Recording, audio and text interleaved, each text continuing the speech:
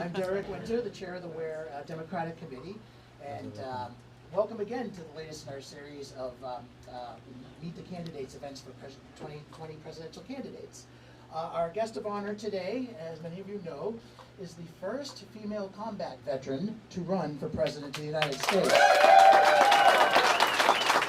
Not too shabby, not too shabby. And as many of you know, over her time in the U.S. House of Representatives, representing Hawaii's 2nd Congressional District, she has served on many committees, including Homeland Security. I believe we have the Foreign Affairs, exactly. Armed Services, thank you. I got your back, Derek. Yes, thank you. I appreciate that. Absolutely. And also served a term as the vice chair of the Democratic National Committee with Debbie Wasserman Schultz, I believe, yes. So, oh, come on, guys, not really. But anyway, without any further ado, I know you're not here to see me, so I would like to warmly welcome Representative and 2020 presidential candidate Tulsi Gabbard. Thank you. Thanks for bringing out your food. Thank you so much. Can we give Derek a round of applause, please? Thank you for your introduction, and more importantly, thanks for stepping up to lead and to serve. I really appreciate it. It's great to be back. How are you all doing today? Good. It's great to be here in Weare, and thank you for all making time to come out and allow me the opportunity, us to have the opportunity to have a conversation. There's been a lot that's going on since we were last here. Since I last saw you, I went and was overseas for a couple of weeks doing my 2 weeks of active Army time. And what was really interesting during that time, I was in Indonesia where we did a joint training exercise where we had soldiers and airmen from the Hawaii National Guard working with officers from the Indonesian military. And the focus of our training exercise was really striking because it was something that's actually very relevant to the things that we've been talking about in the work that we have ahead of us here. It's something that has been drilled into me for all the years, over 16 years I've been serving as a soldier, and is something that I was, it was only reaffirmed about how important this is, and that thing is a problem-solving mindset.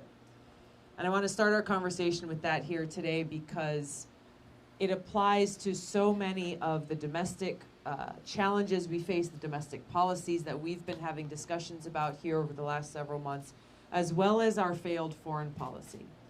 And so for us, during this training exercise, we were talking about it in the context of a military operation and why it's necessary to have this problem-solving mindset in making sure you have a successful military operation, but it's essential for our leaders to have as we are seeking to solve problems here at home. And there are 3 basic essential steps for this problem-solving mindset. Number 1 is to understand the current situation. Understand the environment. Too often, I think, when people are looking at the situation, when our leaders look at a situation, they see it through a partisan lens. They see it only through a Democratic view or a Republican view. Or maybe they see it through rose-colored glasses, not seeing the world as it is, but seeing instead the world they wish existed. Both of which spell out failure, because if you don't see what's going on, then you will not be able to make it to step 2, which is to define the problem. Define the problem. Understand the root cause of the problem. This is so important because even with the best of intentions, if you don't understand the root cause of the problem and haven't defined it, how can you even begin to solve it, right? And that leads to the 3rd step, which is once you understand and define the problem, then you identify the clear, achievable goal. So you know where you're going. And if you do these 3 things, then you can map out your plan to successfully accomplish that goal. Now, as we were going through this training exercise in Indonesia, some of the discussions we were having had a direct correlation to the discussions that we are having here at home. And we can look to many different examples with both our domestic policy and our foreign policy of how leaders over time have failed to have this problem-solving mindset and why it's so important. One example that's come up quite a bit is our war on drugs. How long has our country been waging this war? And when you look at it and you break it down again, it seems very simplistic, but it's so important. These fundamental principles: a failure to understand the situation, a failure to clearly and accurately define the problem, and then therefore we've ended up with an unclear, unachievable goal. This war on drugs has been waged now for decades, and what has the result been? Exactly. We're no closer towards achieving this goal than we were decades ago, and we see an overburdened criminal justice system, crowded prison cells, see people's lives being ruined, people who should have been directed towards getting help for drug addiction rather than being funneled through our criminal justice system, families torn apart, and communities and people suffering as a result. This is one example, and there are many. We could go down the list of healthcare, immigration reform, climate change, protection of our environment, education.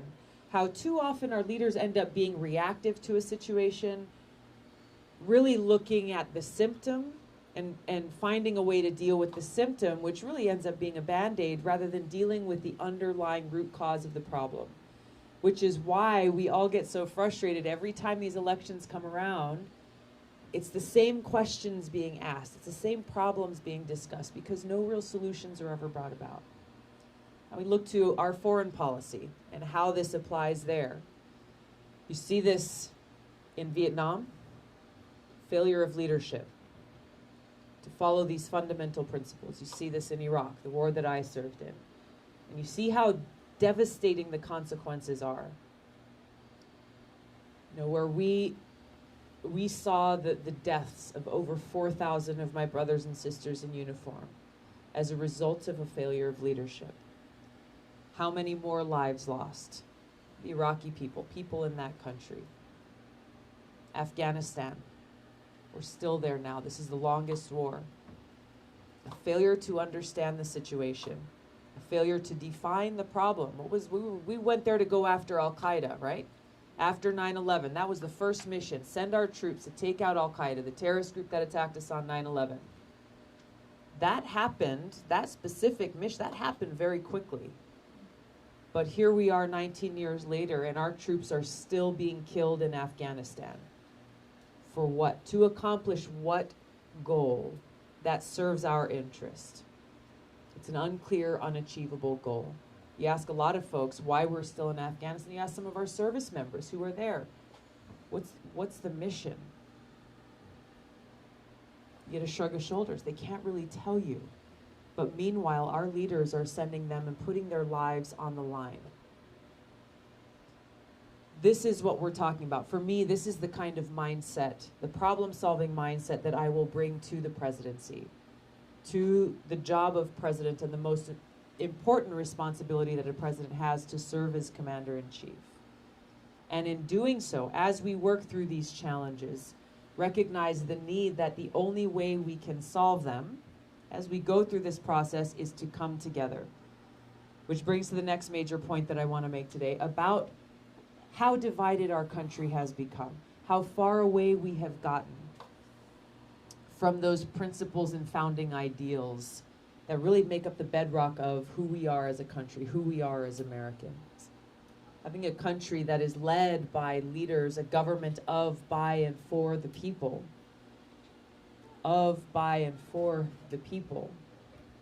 And a country that celebrates the diversity that we have here, that we come together on this common foundation and respect for each other as fellow Americans, with a deep appreciation and love for our country and the freedoms and principles that we hold dear.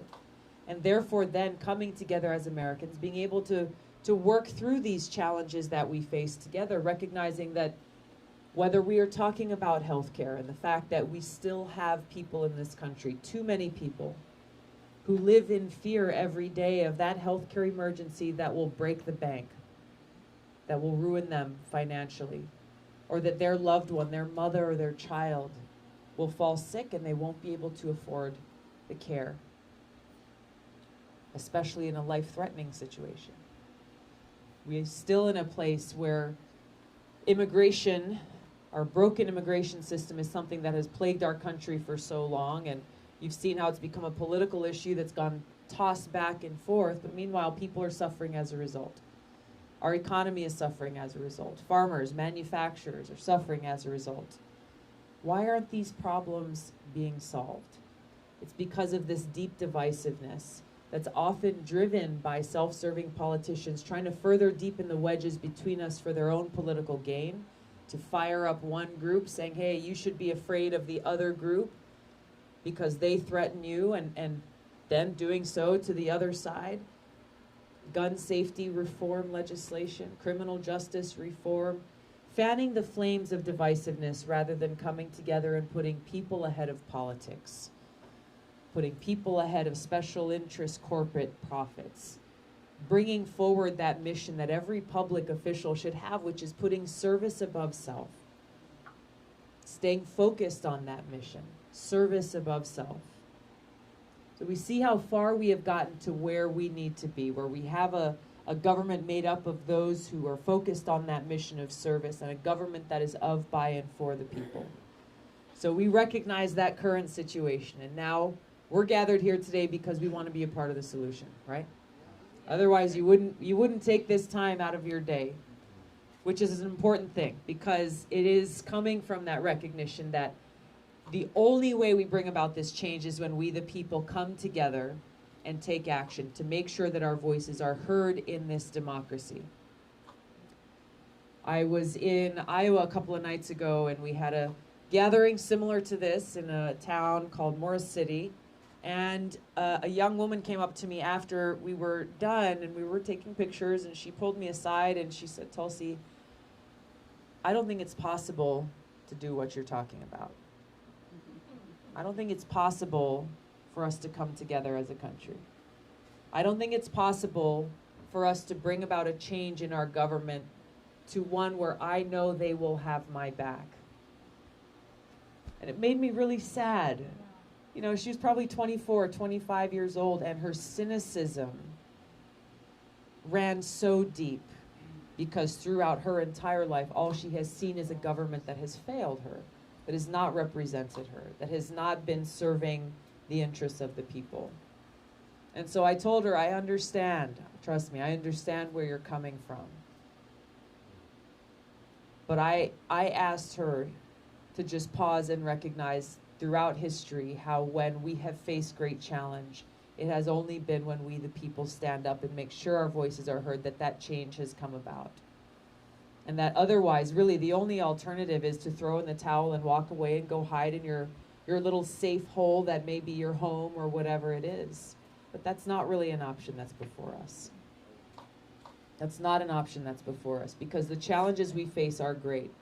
But now is the point and the opportunity for us to come together to bring about those changes, to make sure that we have a healthcare system that's actually taking care of people's health and well-being, regardless of how little money you may have in your pocket.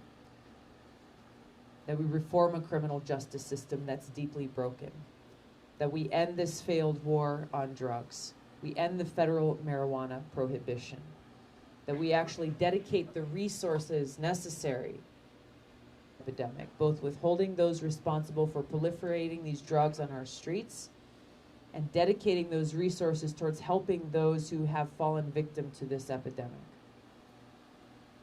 When you look at what the dollars that have been coming from the federal government towards treatment centers, towards recovery, towards seeing this crisis really as a health crisis rather than one where people should be punished by throwing them into our prisons, it's a pittance compared to what's necessary. And I've heard from folks all across New Hampshire who've talked about that. We need more funding.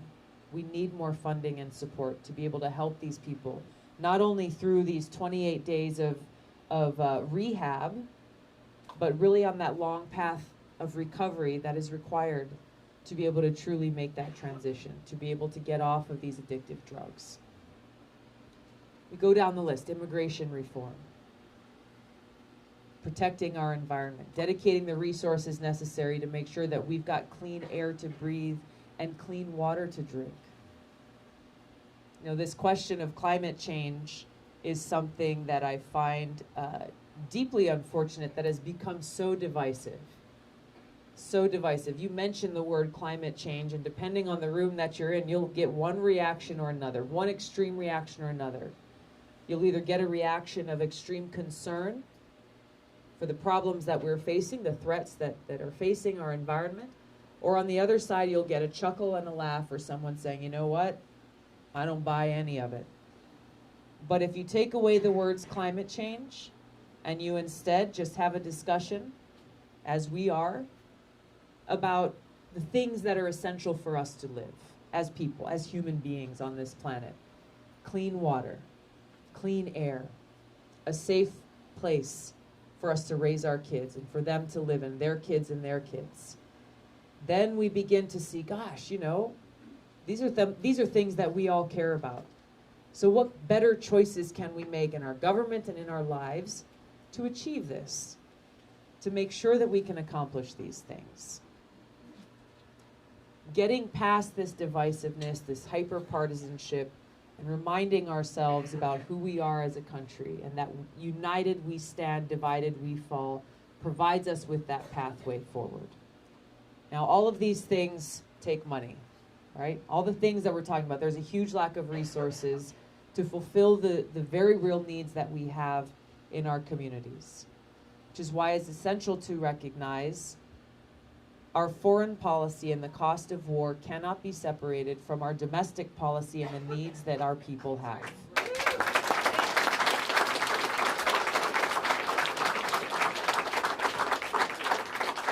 You okay? Thank you. These issues cannot be separated. Someone just asked me earlier this morning in Manchester, well, people see you as the foreign policy candidate. What about all the other issues? And what I shared with her is what I share with everyone, is unless we deal with the reality that since 9/11 alone, we taxpayers have seen over $6 trillion of our taxpayer dollars going to pay for these wasteful wars, counterproductive regime change wars, that not only do not serve our national security interests, they have undermined our national security. They've strengthened terrorist groups like Al-Qaeda and ISIS. They have cost us tremendously in American lives, in the lives of our men and women who have paid the ultimate price in service to our country, fighting a war that has not served our country's interests. What to speak of the many others who have come home with both visible and invisible wounds, scars that stay with them forever. Leading us to a point where now still we have almost 20 veterans taking their own lives every single day. The toll continues, the cost continues. Over $6 trillion taken out of our pockets to pay for these wasteful wars. Dollars taken out of our schools, taken out of our healthcare system, taken out of our infrastructure needs, taken out of our communities. So you cannot separate these issues, which is why I make it a point to talk about this. Because if we're serious about getting our priorities straight in this country, then we've got to dedicate the limited resources we have towards serving the needs of our people. Now, we're not talking about turning our back on the world. We're not talking about isolationism. The kind of leadership that I bring as President and Commander-in-Chief is one that recognizes the need for national security, keeping our people safe, having a strong, trained, and ready military to accomplish that mission. And in doing so, ending these wasteful wars that have undermined those objectives, working to end this new Cold War that we're in with escalating tensions with Russia and China, other nuclear-armed countries, and the arms race that is further escalating as a result, and redirecting those resources, those dollars that we would be spending on these wars and weapons, and using them to serve the needs of our people here at home. leading with the foreign policy,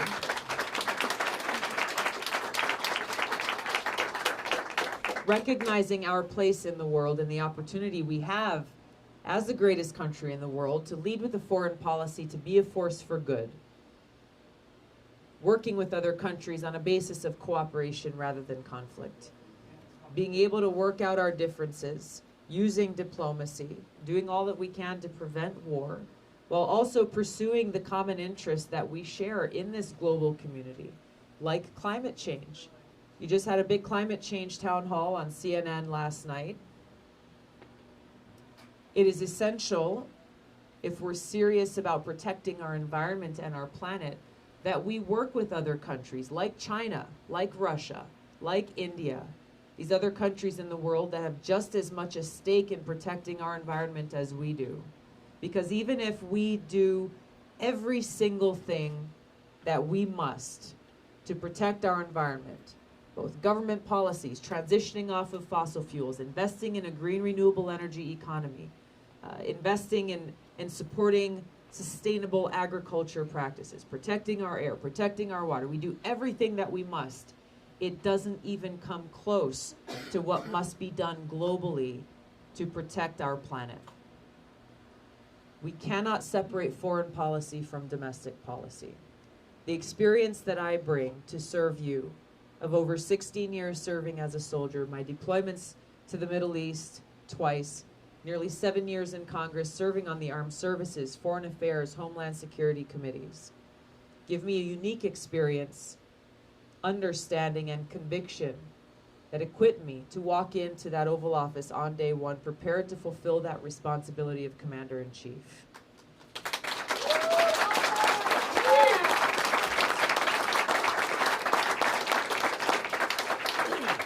This is why I'm running for president, to bring about this sea change, yes, in our foreign policy, but really at the heart of our government. To lead a government that is truly of, by, and for the people. To end the greed and the legal corruption that is corroding our government today, that is impacting the policies that are made, that are negatively impacting our people. Close the revolving door between government and greedy corporations, and instead make sure that we have leaders who are truly listening to your voices and serving your interests. Bringing what is at the heart of every soldier and service member, these principles of service above self, to the White House, to our government, fulfilling that vision that Abraham Lincoln had for us when he said we must have a government of, by, and for the people. Thank you so much, everyone, for being here today. It's so great to see you. Thank you for spending time with us. I look forward to hearing what's on your mind and answering a few questions. Yes, sir. We'll start with you. First of all, thank you for your service.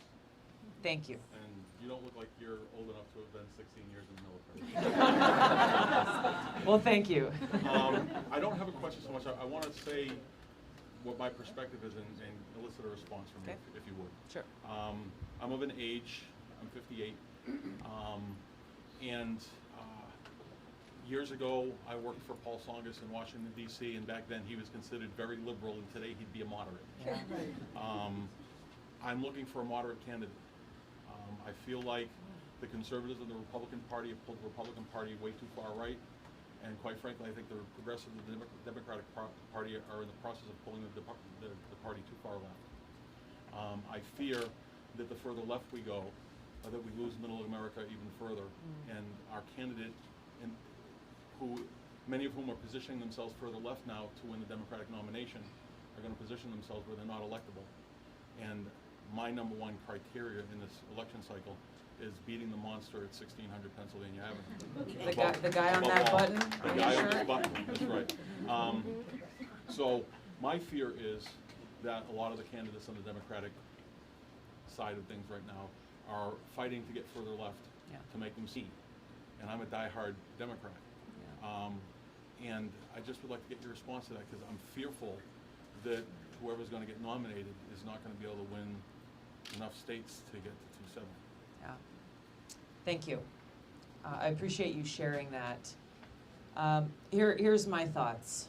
the way that I approach both issues as well as what we're facing as we go forward in this election. I think that these categories that you've talked about, the progressives on the left and the moderates, the centrists, the conservatives on the right, these are some of what is dividing our country. And the way that I approach different issues and why people in Washington have a hard time putting a label on me. You have some people saying, well, she's a progressive. Other people saying, well, no, she's a conservative, or she's a moderate, or she's a centrist. The reason why none of those labels really apply to me is because the way that I approach issues is by looking at them based on their substance, being very practical and pragmatic in the approach, identifying the problem, how do we solve it? How do we solve it? Not trying to cater to one constituency or say what I think people want to hear, but instead really focus on how we solve the problems. What I found very quickly after getting elected to Congress was something that was deeply disheartening, which is that I think we had 8 Democrats, about 34 Republicans, and within a day or two after all of us arriving to Washington at the same time, Democrats all were sent one way, Republicans were all sent another way, and the separation began. And what we were told respectively was, look, you got to be really careful, Democrats. We don't want you working too much with Republicans, because if you help a Republican on a bill, especially one that we're trying to beat, then you give them like a good bullet point on their brochure and help them in their reelection. Same thing on the other side. I've heard this from my Republican friends saying, yeah, they told us we're not supposed to work with you guys because we're trying to beat you in the next election. And then casting votes along those lines. Democrats shouldn't vote for Republican bills, Republicans shouldn't vote for Democrat bills, making decisions about the work that we're doing based on the letter that's next to the name, rather than actually looking at, okay, let me actually read this bill. Let me talk to whoever the proponent is. Let me figure out who's opposing it, figure out what the impacts are for the people. This isn't really happening, and I think this is what's at the heart of the problem. Lifelong union members, people in Ohio and Pennsylvania and in Iowa and in Michigan and these other states, people who voted for President Obama twice and then voted for Donald Trump. People scratch their heads. How do you figure that out? It's because they feel like they've been left behind as people, as Americans, that their voices are not being heard, that they were taken for granted. And all the while, they're struggling and suffering. These working people in the Midwest, struggling because of terrible trade deals passed by leaders in their party, in the Democratic Party. Trade deals that benefited big corporations, but left working people behind. Which I think goes deeper than the loss of the paycheck and the economic security, which is a huge thing, but for so many people, they felt a loss of identity and pride. Where I believe the answer is, and the way that I am leading in my campaign, the way that I would serve as president, is one that unifies, that brings us together. That doesn't say, well, you know what, I'm going to cater towards a moderate and centrist audience, or I'm going to cater towards progressives when I'm in front of a progressive circle, or to Republicans. I'm openly saying I welcome everyone. We have to come together. We have to come together and speak to how best we serve the people.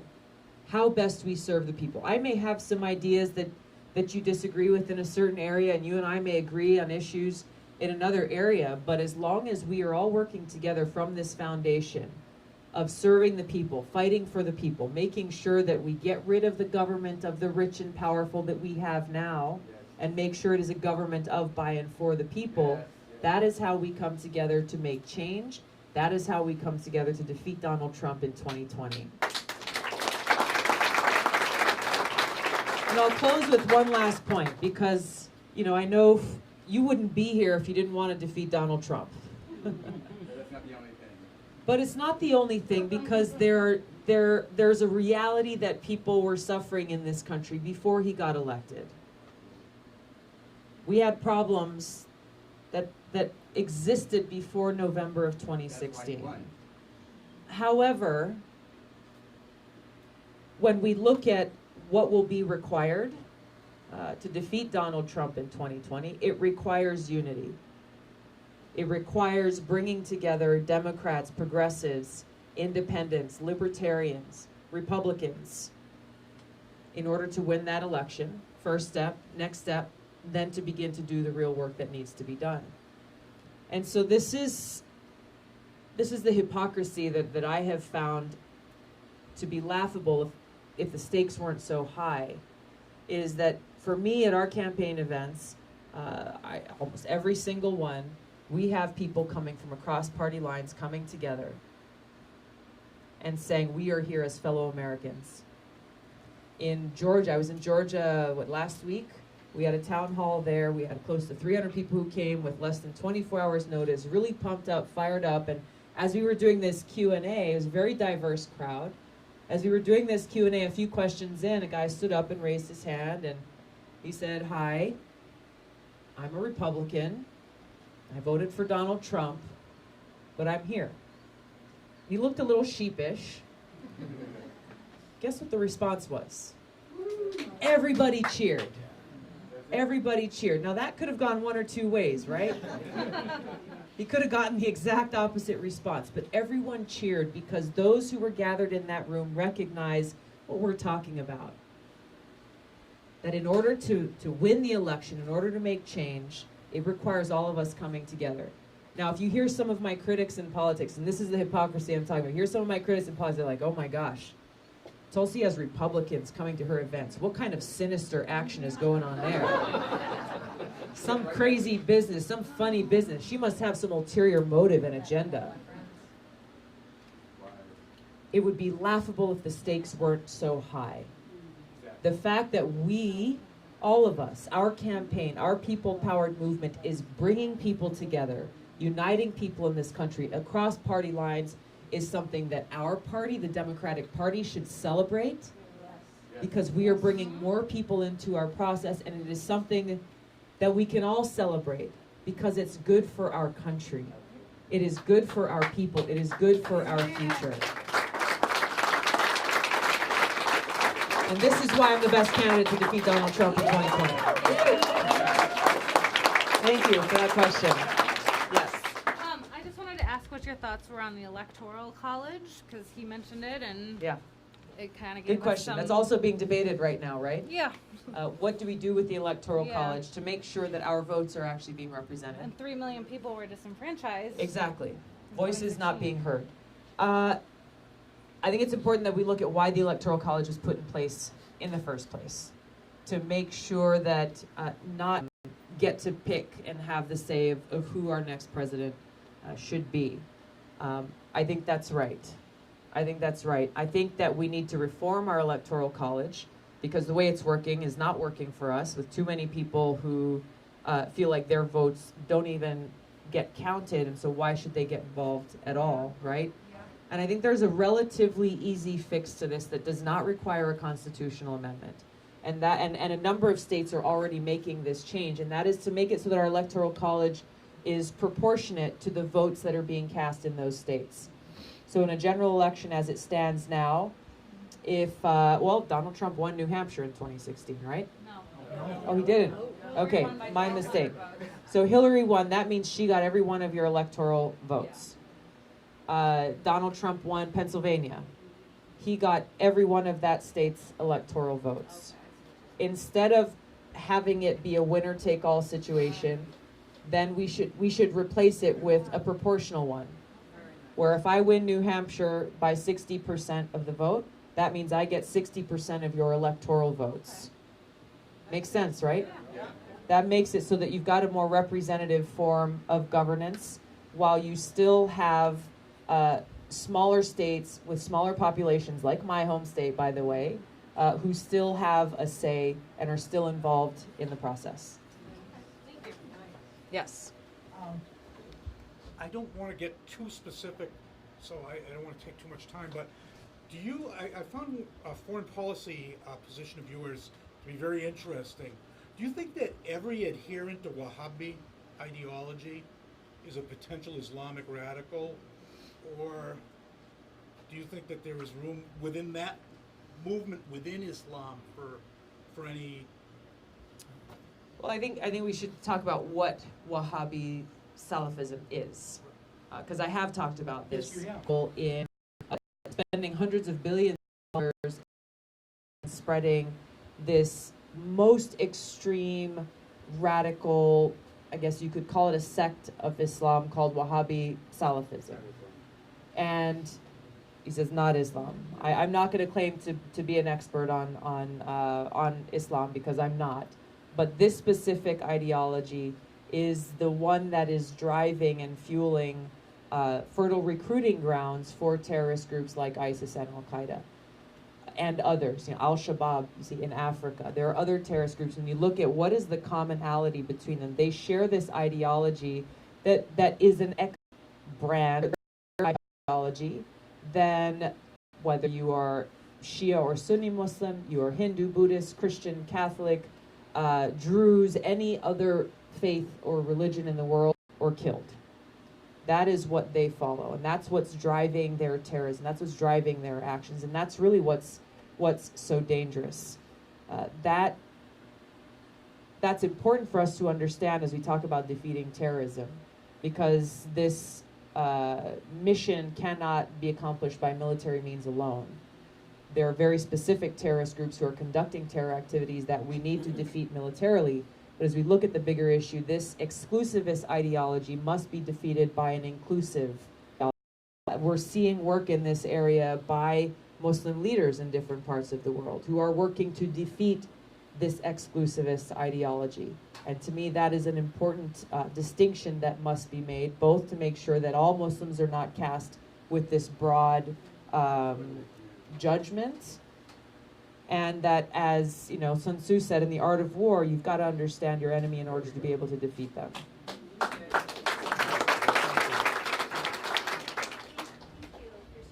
Thank you. Here with some families, vulnerable populations or populations who are underserved, including LGBTQ families. I don't think it's a surprise to know that a lot of LGBTQ youth have higher rates of depression and socially for these young people and their families. And I know that there's been some change in your rhetoric. Talk a little bit about that. Sure. Thank you, and thanks for the work that you're doing. Thanks for coming today. I think that, I don't know, maybe some of you might be able to relate to my own experience, where I was in a pretty socially conservative household. You raising your hand? And very simply put, there were views that I held when I was very, very young that I no longer hold today and haven't now for quite some time. As I went and had my own experiences in the world, in the military especially, I served with LGBT members, deployed, and I knew without a doubt that they would be willing to give their life for me, and I would be willing to give my life for them. And coming home from those experiences helped inform my change in my views, to be quite frank. I've been in Congress now for nearly 7 years, and throughout that time have carried through that no American is being mistreated or discriminated against, whether it be because of who they love, the color of their skin, how they worship, or if they worship. That we must, when I talk about standing united, this is what I'm talking about. We stand united, making sure that we are taking care of one another. Equal rights for everyone. Thank you. Thank you also for your service. Thank you. I was in the Marines in the 80s back in Hawaii, Connie Day. We live right next door in Kailua. Been there, met. Connie. I looked out the window and I was like, holy crap. Never wanted to leave. Yeah, no But kidding. But I thank you for that. And Thank you. one of the things, and I am a lifelong Republican, and I am here. There you go. Thank you. The reason why I'm here is last few elections I reluctantly voted for my side, and just to see this both sides of the divisiveness growing. Yeah. And one thing that I recognized with you, actually, I really didn't pay attention too much at first. I was driving down to Manchester, and you were a big billboard, and there you were. I'm like, Tulsi. So I started reading about you. You've just made the billboard guy on my team here really happy. There he is, right there. Thank you. So I started reading more about you and more things like that. And one thing about, obviously, the military is a big part of it. My daughter was in the Marines in 2011, 2015. And one thing I saw was down. I felt when I went to bases, it wasn't the same, you know, it was the 80s and different now, but I was back in the Ronald Reagan era, and I was a very proud Republican. I would die for him in a heartbeat. As we went on, I saw the pride diminishing. She was asked to stay in with bonuses and this and that, and she's like, no, Dad, this is ridiculous, nobody's disciplined, this and that, so she left. So that's one of the things that I was bothered about. So when you talk about the military, obviously, Donald Trump came in and wanted to boost it all up. I think he's a little overboard with that, but how would you continue with the military as far as strength-wise? Would you diminish it, or would you? Yeah, good, great question. Because I think you bring up a good point in how important it is the selfless service that is embodied through every one of our service members. Anyone who volunteers, put their life on the line for this country, embodies the best of who we are as Americans. Being willing to make that ultimate sacrifice, that must always be celebrated. That is a different thing from the criticism that I have for elected politicians and leaders, in my view, who have failed our service members by sending them on missions that are not worthy of their great sacrifice, at a great cost to them and at a great cost to our country. My focus in Congress has largely been on the committees I've worked on our national security, working on the Armed Services Committee to make sure that our troops have both the personal benefits that they take and must be maintained. In order to do that, part of being able to do that, military, I think that does require reduction in how much we are spending, but that correlates with being able to bring our troops home from these places where they're deployed, like Afghanistan, like Syria, like Iraq. Had long have been for years to bring our troops home from Afghanistan. What if there is an Al-Qaeda terror cell that pops up in Afghanistan again? Because that's the excuse that Washington often gives of why we should keep our troops in places like Afghanistan forever, like Al-Qaeda from taking root there again. That concern is valid, but simply saying, well, we're going to keep 10 or 20 or 30, 40, 50,000 troops deployed there forever is going to solve it. That's not going to solve it. There's a deeper governance issue in Afghanistan. Only the Afghan people pops up in Afghanistan. If Al-Qaeda pops up and starts to take root there again, we have amazing special force teams. We can run a quick insert exfil mission to take out that terrorist cell, get in and get out, without requiring a long, necessarily putting them at risk and spending more of our resources on waging these wasteful wars that do not serve our interests or theirs.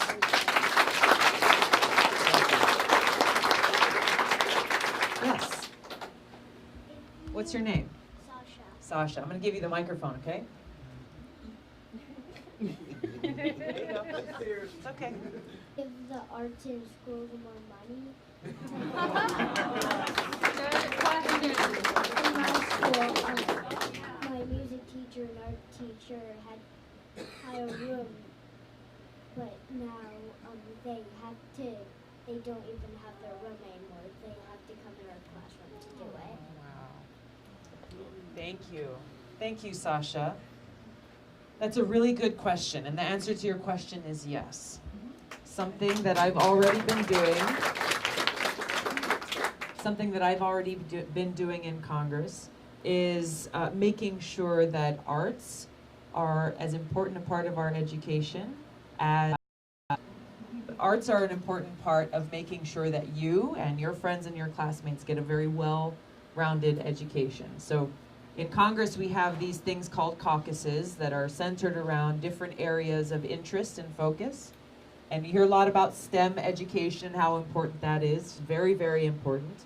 But we formed what's called the STEAM caucus, saying it should be science, technology, engineering, arts, and math.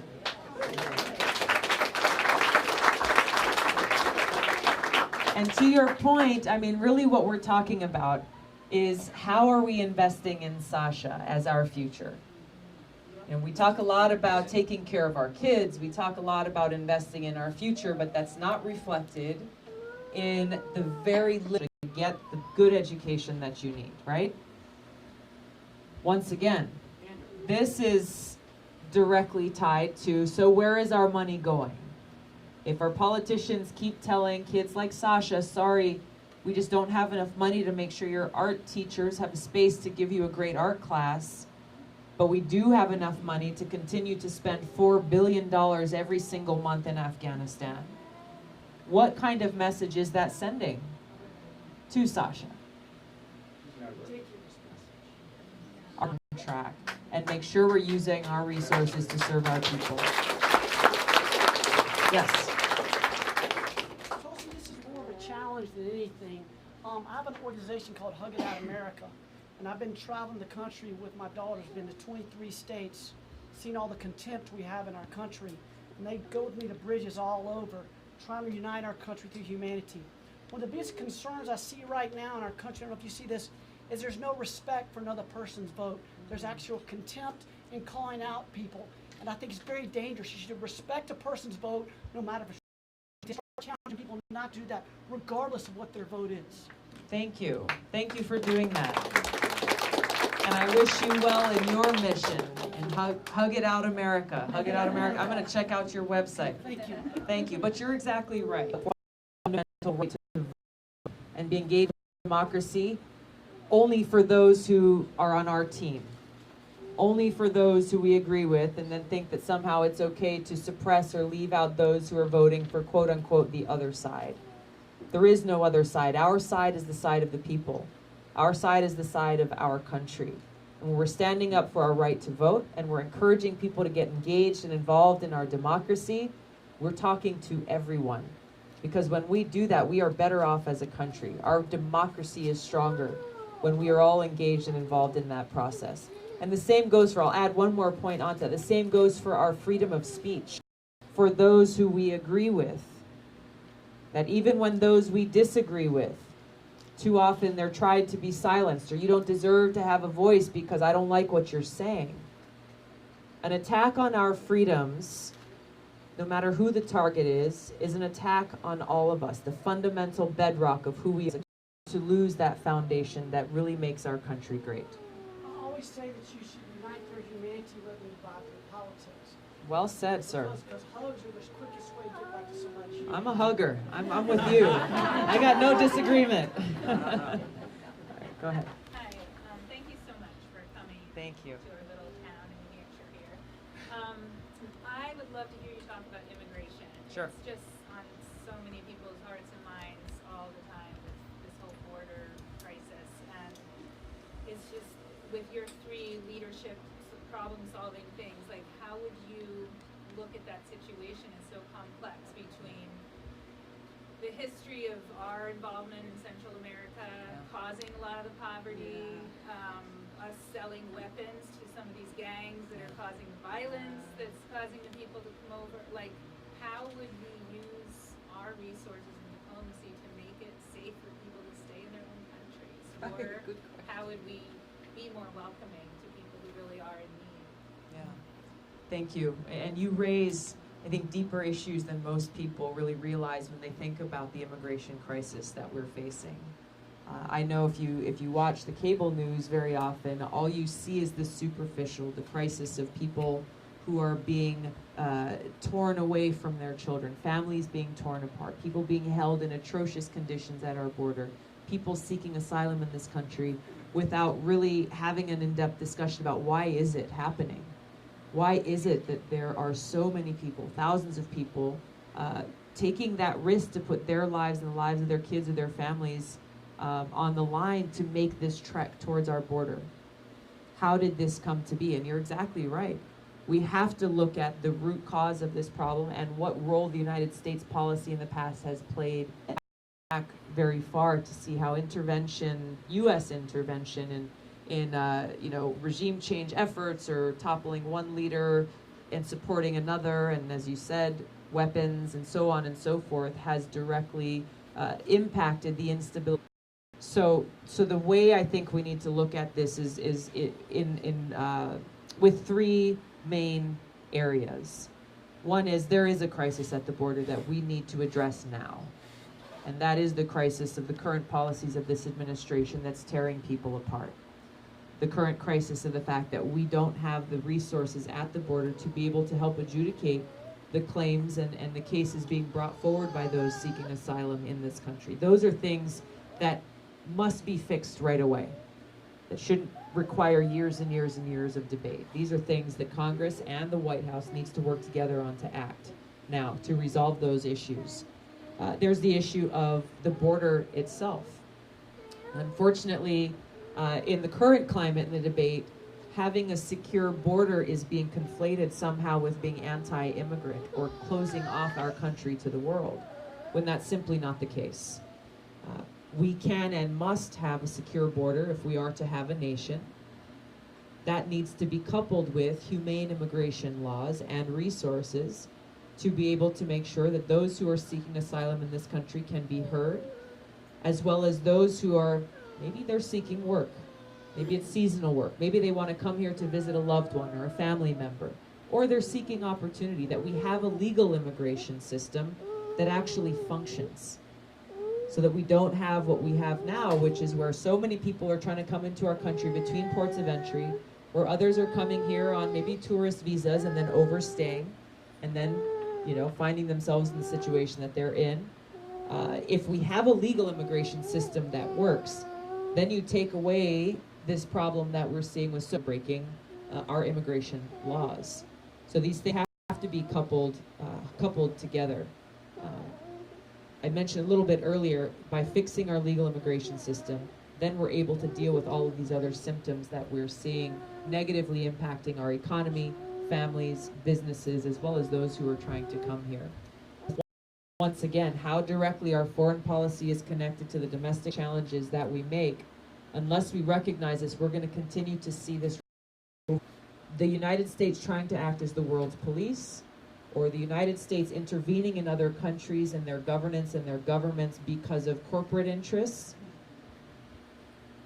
That is the policy of the foreign policy establishment in Washington. That is the norm. That is the MO. And that, to me, is what needs to see our opportunity and responsibility as the United States of America to be a force for good. Goes to your last point. So what can we do? How can we help these people in these other countries who right now feel they have no other option but to flee? We can help them. We see how the government is corrupt, and if we're not able to trust that they're in a position to be able to help people, then there are a number of other ways that we can provide aid directly to the people in those countries so that they can be empowered to help improve the situation overnight. But once again, by understanding the root cause of the problem, then we can begin to help people in the countries where they are, and also fixing the problems that we have here at home. I'm going to take one last question here. In the presence of a non-interventionist foreign policy, probably culture becomes the biggest export that America has to the world, the thing that the rest of the world cares about. With that being said, there's been a lot of cultural questions to me. I'm happy to add on to that. I think you're a standard bearer in terms of non-interventionist foreign policy. In terms of the culture wars, it's kind of this odd detachment. And sometimes I think it's your greatest asset, simultaneously it's your greatest liability. You're from Hawaii, with a background in the Philippines, so odd detachment from the continental United States, and yet at the same time you have a military background which exposes you to all of the United States. In terms of your beliefs, you're not a Christian. In terms of social media, again, these are little nuances. But social media being such a big part of what we do in the modern age, I think it's your sister that runs your Twitter feed, so you don't really have a personal voice. I do. I run my Twitter feed. But certainly it's put out, and they'll throw themselves out there and kind of let it all go. And you're a quiet reservation, which is commendable in many circumstances. You're clearly a dedicated Democrat, but your party doesn't do you a lot of favors. So just from that point, how do you view the culture wars? And I guess I commend you for pointing out language in terms of climate change. Weaponizing language is probably a fundamental part of our problem. Where do you put you covered a whole lot of things, and I'm going to try to be efficient in my response. And I'm going to challenge the premise of your love for God. What is more unifying by people who practice any and all religions than that heart of living a life trying to love God? So, no detachment there. Always comes clearly growing up in Hawaii. I've spent time in other countries in the world and spent a lot of time here in many different states, especially throughout basic training, where we had about 85 women who bunked together in an open bay in a room a little bit bigger than this. I learned a lot very quickly about the diversity that exists in this. I have especially appreciated throughout this campaign, as I'm getting to spend more times in communities like yours and others across the country, is that the concerns that I'm hearing people here raise are not so different than the conversations we had in Atlanta or the ones we have in LA. And so I think that while, yes, so some of our rural communities have very specific concerns with regards to rural challenges versus urban cities and the challenges they face, when we're coming down to the fundamental problems and concerns that we have, they're not so distinct. There's not as much driving us apart as people are often made to try to believe. So when we're talking about these fundamental principles, both the challenges and the problems, as well as the solutions, the hopes and the opportunities, there is far more that unites us than that drives us apart. Yes, I am a strong Democrat. I've always been a Democrat. To me, part of being a strong Democrat is doing what I can to make my party better. Is to make it so that my party is a party that truly represents the interests of the people who we are fighting for. There are some challenges there, and sometimes that creates some friction. Sometimes that hurts some feelings. You mentioned Debbie Wasserman Schultz's name in your introduction, and the reason why you got a response, I think, and this was a point of friction that I brought up when I was a vice chair of the DNC during the 2016 elections, was strongly that I called for more debates, and that was a point of friction. But I believe in the end, and that number of debates was increased, that made for a better process. That made, and if you dare to question the leadership of your own team, or if you dare to say, hey, this is not right, this is not doing right by the people in our party or the people in this country, then too often you're seen as, I don't know, a detractor or negative, or somehow you're attacking your own family. No, we're trying to make things better. And that's what I'm doing as a Democrat as we go through this process. And it's not always clean, and there are some nicks and bruises along the way, but that's okay. We can't be afraid to exchange ideas, because ultimately if we do this, we're longer in the process. And so as I'm going throughout my campaign, there are these culture wars and these divides. I believe we can and should be a part of who we are Americans and what our country stands for, and living that through in our values and in the issues that we're fighting for. Thank you. Thank you so much. We're going to set aside a few minutes to take some pictures or the campaign. We need your help to be able to continue to get our message out there. Tulsi2020.com is my website. I'm on social media. And I just ask you to find 10 people in your life, whether they're friends or families or coworkers or whatever. Tell them about our conversation today. Tell them what struck a chord with you, and ask them to get more information. This is a truly people-powered grassroots movement. And even if you're undecided, get more information. But I appreciate all of your support. Thank you so much.